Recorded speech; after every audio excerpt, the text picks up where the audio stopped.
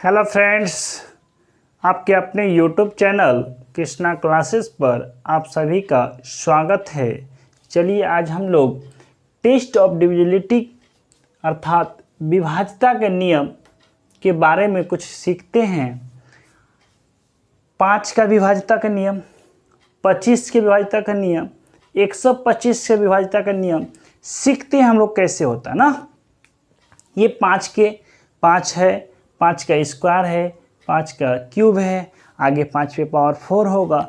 तो यह क्रम ऐसा चलता जाएगा। हम लोग एक बात सिर्फ सीखना है, 5 पे चाहे जितना पावर क्यों ना हो, 5 पे पावर 1 है तो ये देखना है कि जो लास्ट डिजिट है किसी भी नंबर का लास्ट डिजिट ना पावर 1 है तो इसका मतलब पावर 1 है तो उस नंबर का अंतिम एक डिजिट, पावर 2 है तो उसी संख्या का ना उसी नंबर का अंतिम 2 डिजिट, पावर 3 है तो जो नंबर दिया हुआ है पूछ रहा है 125 से विभाज्य है या नहीं, तो उस संख्या का अंतिम 3 डिजिट या तो 0 हो या 125 हो।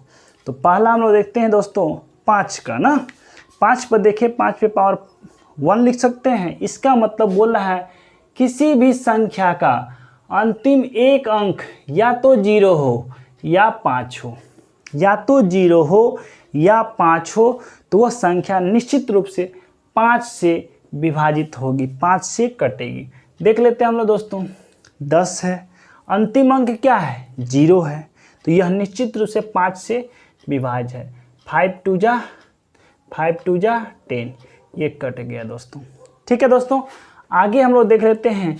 अगर 125 दिया हुआ है, इकाई का अंक क्या है 5 है, इकाई का अंक 5 होना चाहिए या 0 होना चाहिए। अगर 5 है तो ये 5 से कटेगा कि नहीं कटेगा, इसको चेक करते हैं दोस्तों। 5 2 जा 10, रिमाइंडर बच गया 2, ये 5 आ गया, 5 25 ना, 5 25 25, ये क्या हो जाएगा रिमाइंडर, यहाँ भी 0 हो जाएगा।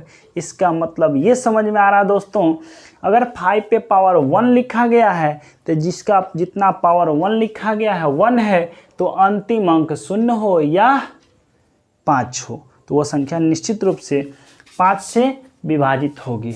ठीक है दोस्तों, आगे हम लोग देखते हैं 25 के बारे में। 25 के बारे में, 25 से कैसे कोई भी संख्या कटेगी।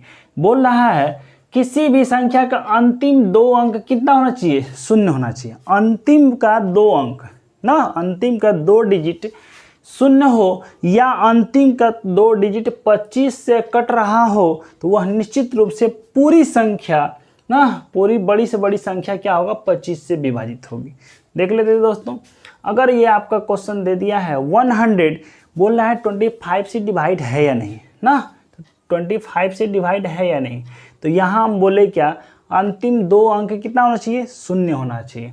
अंतिम 2 अंक 0 है भी। 25 के टेबल में 4 बार में 100 आया था, ये कट जाएगा। चाहे कोई भी संख्या हो वह निश्चित रूप से कटेगी दोस्तों। आगे है, बोल रहा है कि अंतिम बोल रहा है कि 2 डिजिट 25 से भी कटने वाला होना चाहिए। तो हम देख लेते हैं दोस्तों, 3775 दिया हुआ है, बड़ी से बड़ी संख्या है, कुछ भी बड़ी हो सकता है।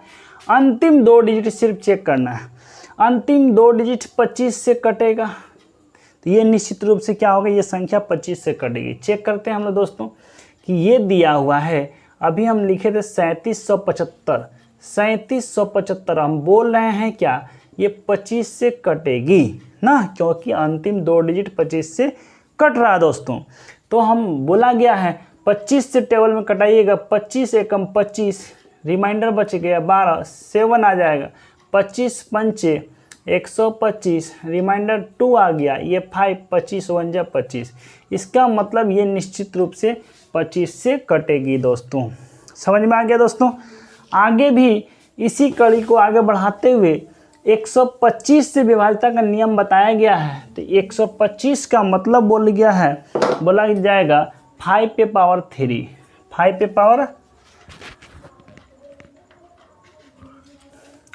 पावर 3। इसका मतलब ये 3 जो है किसी भी संख्या का अंतिम 3 अंक, अंतिम 3 अंक, अंतिम 3 अंक बोला या तो 0 हो या 125 से कटने वाली हो। ठीक है दोस्तों, तो यहाँ देख लेते हैं, अगर 1000 है तो यहाँ भी अंतिम 3 अंक क्या है, 0 है। यह भी संख्या 125 से कटेगी, तो 125 से कटेगी। ठीक है दोस्तों, 125 से ये 8 बार में ना 1000 हो जाएगा, ये कट जाएगा। ठीक है दोस्तों, आगे और कुछ भी हम लोग ले लेते हैं। चलो भाई, कहा जाएगा कि नहीं सर 0 हम नहीं लेंगे, तो क्या होना चाहिए, अंतिम 3 अंक क्या होना चाहिए, 125 से कटने वाली होना चाहिए ना। 1375 दे दिया, 1375 दे दिया, तो अंतिम 3 अंक 375 अगर 125 से कट रहा है तो वो निश्चित रूप से 1325 से कटेगी। चलिए 100 ना, इतना बड़ी संख्या ले लेते हैं। अंतिम 3 अंक 375 ही हम लोग चेक करेंगे। अगर ये 125 से डिवाइड हो रहा है, कट रहा है ना, ये कट रहा है, तो ये निश्चित रूप से ये बड़ी से बड़ी संख्या क्या होगा, 125 से कटेगी। ठीक है दोस्तों, आगे देखते हैं 7 का ना, 7 है ना, हाँ 7 है, 7 के बारे में दिया हुआ ना। ये दोस्तों देखते हैं कि 7 का से विभाज्यता का नियम 7 से कोई भी संख्या विभाज्य है कि नहीं, इसको कैसे हम लोग चेक करेंगे। तो बोला गया है कोई भी संख्या 7 से तभी विभाजित होगी, कोई भी नंबर क्या होगा 7 से तभी डिवाइड होगा जब संख्या के अंतिम अंकों को दुगना करके शेष अंकों से बनी संख्या से घटाया जाए और इससे प्राप्त शेषफल 7 या 0 हो, या 7 से विभाजिता वाला होना चाहिए ना। तो समझिएगा दोस्तों, छोटी से छोटी संख्या, बड़ी से बड़ी संख्या को हम लोग छोटा करने की कोशिश करेंगे। अगर ये 2429 अगर कोई संख्या दिया हुआ है तो चेक करेंगे हम लोग 7 से कैसे कटेगी। तो बताया गया है कि ना अंतिम अंकों को दुगना करके शेष अंकों से बनी संख्या में माइनस कर देना। अंतिम अंक क्या है दोस्तों, 9 है, शेष संख्या 242 है और इसके डबल करके माइनस किया जाता है। 9 का डबल कितना हुआ, 18 हो जाएगा। इस 18 को हम लोग क्या करते हैं दोस्तों, माइनस करते हैं ना। माइनस करने के बाद हो जाएगा ये 4 और 2, मतलब 224 हो जाएगा दोस्तों। अब ये 224 को भी फिर चेक करने में टाइम लगेगा, यह प्रक्रिया बारंबार आप दोहरा सकते हैं ना। तो ये अंतिम अंक कितना हो गया दोस्तों, 4 हो गया। अब आपको जो शेष बचा है संख्या 22 है और इसको डबल करके माइनस करना है। 4 का डबल में कितना हो जाएगा, 8। ये माइनस करने के बाद 14, ये 14 निश्चित रूप से 7 के टेबल में है, तो ये संख्या निश्चित रूप से क्या होगी, 7 से विभाज्य होगी। इसको विभाज्य करके आप चेक भी कर सकते हैं। 2429 7 से विभाज्य है या नहीं, 7 तिया 21, बच जाएगा 3, 2 हो गया, 7 चौक 28, रिमाइंडर बचा 4, फिर ये जा करके यहाँ 9 आ जाएगा, 7 सते 49, 7 सते 49। ये संख्या निश्चित रूप से 2429 7 से विभाज्य है। ठीक है दोस्तों, आगे की ओर हम लोग बढ़ते हैं और बोला गया है 10 से विभाज्यता का नियम। 10 से विभाज्य बोला गया है, 10 से विभाज्य वह संख्या होगी जो कोई भी संख्या 10 से तभी विभाजित होती है जब उसका इकाई का अंक ना फर्स्ट डिजिट अर्थात यूनिट डिजिट क्या होना चाहिए, 0 होना चाहिए। 0 होने का मतलब बोला है अगर कोई संख्या दिया है ना, अगर इकाई का अंक क्या है, 0 है, यह संख्या निश्चित रूप से 10 से कटेगा।